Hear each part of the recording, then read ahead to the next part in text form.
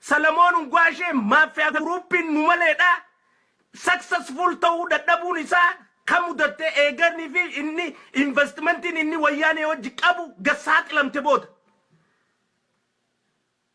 Profeesar Asaffaa Jaalataa akkasi. Eega isaan kun gasaaxilaman booda ijoollee hin mul'atinii fi ijoollee hin beekamneen warra maqaa oromummaadhaa Oromoon fakkeessuudhaaf jijjiirrate hunda fidanii jechuudha. Lafa jala maqaa adda addaa baafattanii siyaasa nyaachuu beekan baafattanii maqaa jijjiirratanii yaa'uudhaan duula adda addaa Jawaarii irratti hogguu gaggeessitan Jawaarii miti kan tuqu jirtan Oromoota. Namichi English second language maali university maarritti barachuu jiru level 0. English second language in level 0 irratti barachuu jiru. Moraalumatti dhufeetii fi hamilumatti dhufee Jawaaritti qeequu danda'u hin qabu. Hin qabu. Akkanni maaliif mucaan kun kabiyya tana dhufe Asaffaa Jaalataatu intala isaatiin fide. Graduation intala isaa irratti dhufe. Hoggu graduation intala irratti dhufu immoo yoo waan nu maleen jetteen godhuu baate biyyattiin deebi'aan sodaasaati. Tanaafu qara ergan dura inda ayna suwwur jechuudha. Akka nama gaarradameetti wanni saggaaree Jawaarii irratti duuluuf warra dirree bee Jawaarii irra loluu dadhabee fi Jawaar arrabsuu dadhabeetu isa kana gaachana godhatee irra bobbaasaa jira. Gama biraatiin maallaqa isa kanaaf akka kafaltitti himan kaniin ani isin saaxile lafa jira.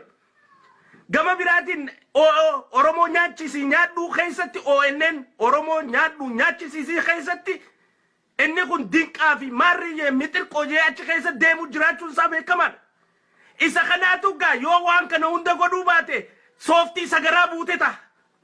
የተላከውን ካልፈጸመ ሽንት ቤት የገባ ሶፍት ነው የምትሆነው። ምስጉንዬ የኛ ምስጉን ተናቡ ጀዋርን ሌት ተቀን ተረባርባችሁ የምትሰድቡት ከጠላት ጋር የኦሮሞ ጠላትነታችሁን ጋድ ስታወጡት ነው።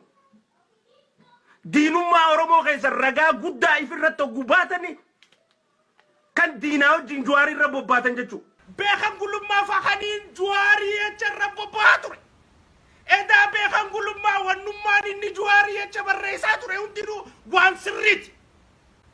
Beekan gulummaallee ol ka'eetiin dhiifama si gaafadha jechuudha. Ani obboleessi kee Oromoodhaa qulqulluun jechuudha. Maaliif beekan gulummaadhaa waan nuti hin beekin beeka Jawaarii irratti. Arra ol ka'eetiin dhiifama si gaafadha. Ol ka'ee sittiin balleessee jira jechuudha. Dhiifama obboleessa kiyya. An dhiifamaan isin gaafadhe maqaa ilmaan Oromootii fi maqaa ilma abbaa gadaatiin. Isin Oromoo qulqulluudha. Isin warraaqaaf dhaabbate. Kaleeniin dogoggore naan dogoggore. Maaliif waan isin gartaniin kaleen argine arraniin arkee duuba. Beekan gulummaa tanaafin salaamtaa si kannee dhiifama si gaafadha. Jijjii kiyyaa tanaafin salaamtaa si kannee dhiifama si gaafadha. Misraaq tanaafin salaamtaa si kannee dhiifama si gaafadha. Ilmaanuma Oromoo hundaa'u gaafa san Jawaarii jecha isini bobbaa ture. Garaarra dhugumaaniin dhiifama si gaafadha.